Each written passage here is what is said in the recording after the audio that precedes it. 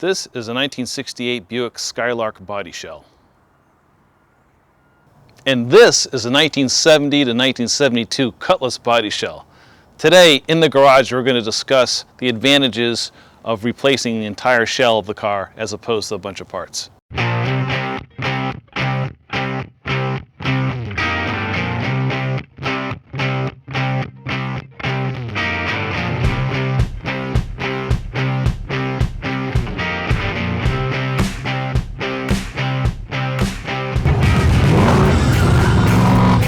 So let's talk about the advantages of using an entire body shell as opposed to a bunch of individual parts. Sometimes you'll get into a restoration and you'll find, as you strip it down, you've got rusty quarters, you've got a rusty cowl section, you've got rusty floors, rusty trunk.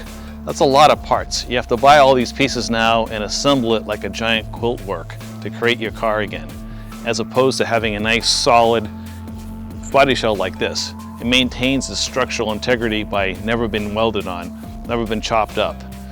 It's a great way to go.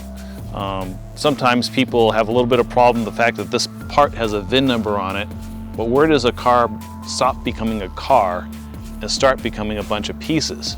This, to me, is a part of the car. It is the shell of the car. It may have a number stamped on it, but a lot of other parts have numbers stamped on them as well. If you do it properly and correctly, it's a great way to go, and a lot of people do it. There's a lot more cars out there than you'll ever imagine that have been rebodied, but it's not a bad thing. You're using a factory part. It's a great way to restore a really rare car. So that's it for today. In the Garage with Steve Natale. Tune in, subscribe. We'll see you next week.